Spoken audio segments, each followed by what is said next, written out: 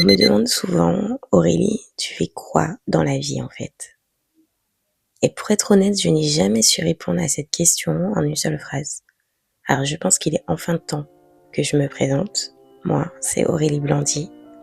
J'ai 31 ans et je fais clairement partie de ces gens qu'on appelle multifacettes. J'ai commencé dans l'univers de la décoration et de l'aménagement. J'ai longtemps pensé que mon travail consistait à aider les gens à créer de beaux espaces. Puis avec l'expérience, j'ai commencé à regarder ce qui se passait derrière l'esthétique. J'ai aussi traversé une période où j'ai dû reconstruire mon propre équilibre.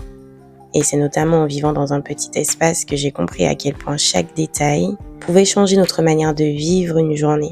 Travailler, manger, se reposer, créer, décrocher. Mon environnement est devenu quelque chose sur lequel je pouvais réellement m'appuyer. Aujourd'hui, j'ai envie d'aller plus loin que le simple design intérieur. Je veux développer une manière différente de penser notre environnement, comprendre ce qu'il produit chez nous, ce qu'il nous coûte et comment il peut soutenir ce que nous sommes en train de construire.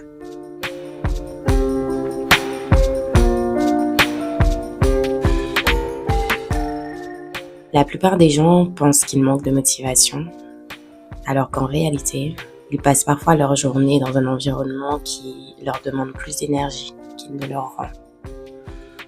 Un bon espace ne sert pas uniquement à être beau, il permet de réfléchir plus clairement, de récupérer plus vite et de prendre de meilleures décisions.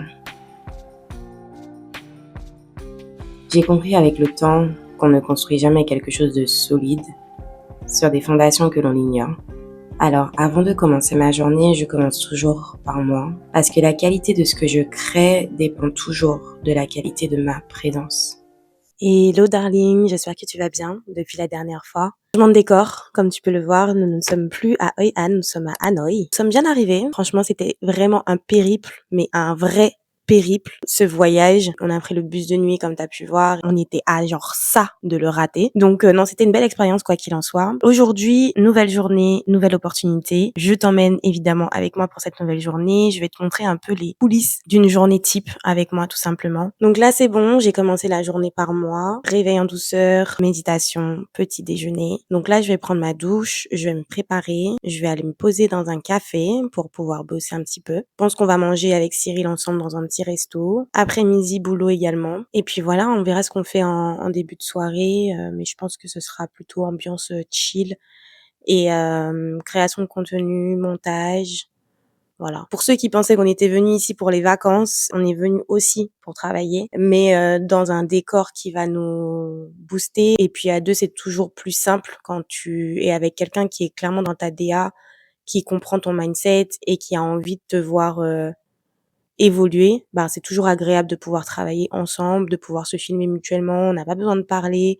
On se sait, c'est beaucoup plus facile, c'est beaucoup plus fluide. Les gens qui sont dedans, je pense que vous voyez très bien de quoi je veux parler. Donc voilà, en tout cas, je suis très contente qu'on puisse faire ça ensemble, cette expérience ensemble, et que ça se passe aussi bien. Ça se passe même beaucoup mieux que ce que j'avais imaginé. On est dans un décor magnifique. Le nouvel Airbnb, il est incroyable. Franchement, rien à dire. Bon, je vais me doucher et puis on se retrouve juste après. C'est marrant parce que les gens pensent souvent que je choisis mes vêtements uniquement pour l'esthétique. En réalité, je les choisis pour l'énergie avec laquelle je veux vivre ma journée. Chaque détail influence la manière dont je me présente au monde.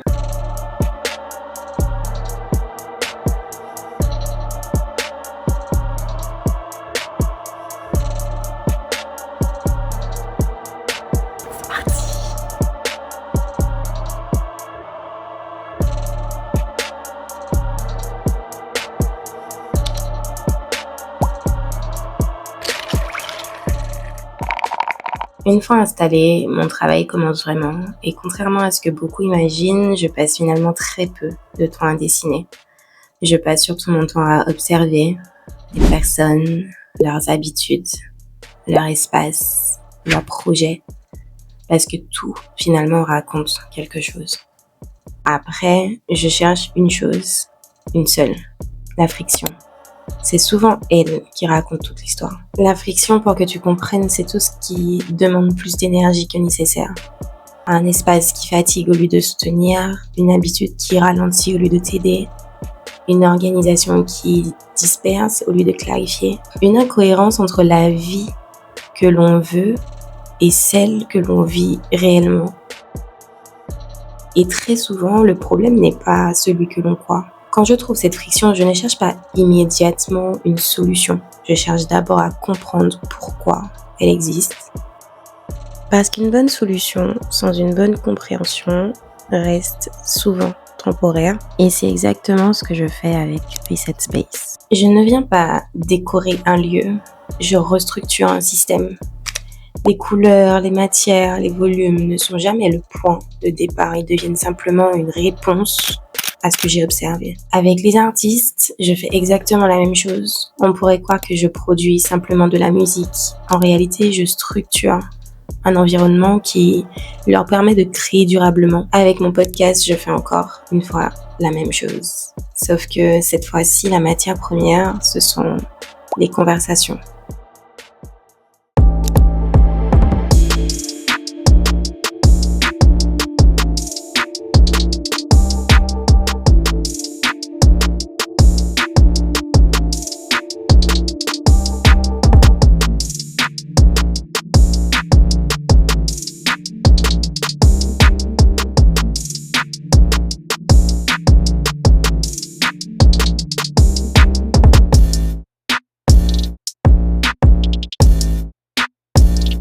Ok, bon, il est 17h20, je vais me poser un petit peu, prendre un petit goûter, faire mes posts sur Instagram parce que ça fait quoi, peut-être 2 jours que j'ai pas posté en story. Et puis je pense que je vais reprendre un peu de montage ce soir parce que vraiment pour vous expliquer un peu les déroulés de ma journée, c'est slow morning, prendre le temps comme d'habitude. Ensuite, création de contenu le matin, l'après-midi montage, le soir stratégie. Donc là, je pense que je vais faire un peu de montage ce soir, histoire de me libérer un petit peu et de pas être trop en retard sur les rushs parce que plus t'en fais, plus t'en as, plus il faut faire du tri et ça devient vraiment compliqué.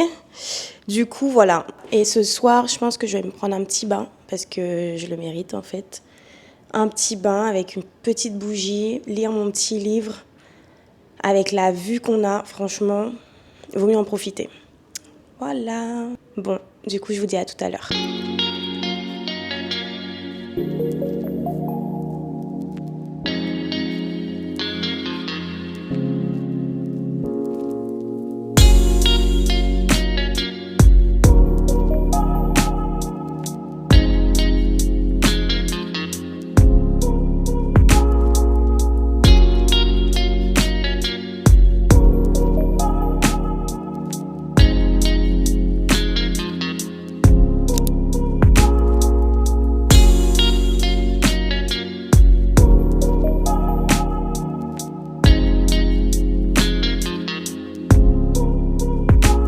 Regardez qui est rentré. Regardez ce qu'il m'a pris. Une glace au matcha. Il est pas trop chou. Apparemment c'est pas mal, ça tu mélanges avec de l'eau et des électrolytes et des glaçons et ça te fait une super boisson pour le sport et tout. Ah ouais? Je vois ça juste avant d'aller au truc, apparemment en Thaïlande.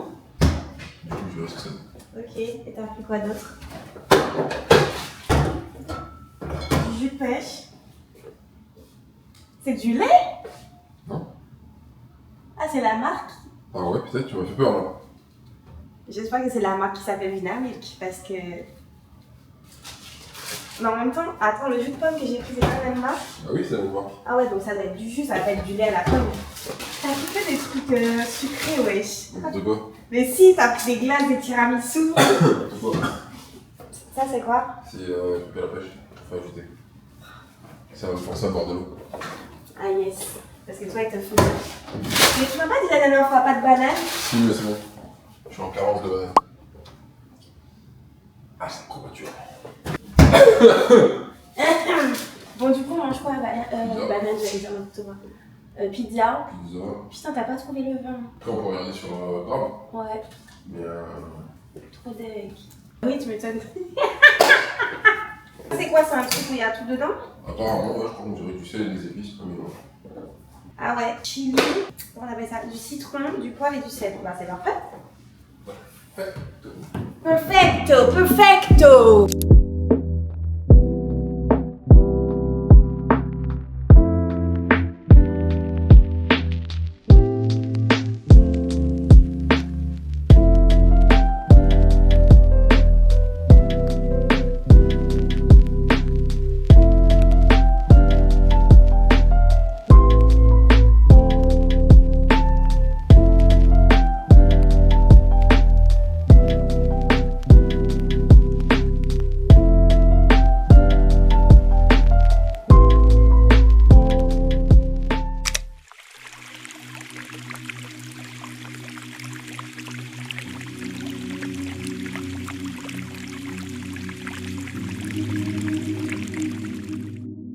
Finalement, je ne travaille pas dans plusieurs métiers. J'applique une seule méthode à différents univers. Je structure les fondations de ce que les personnes construisent.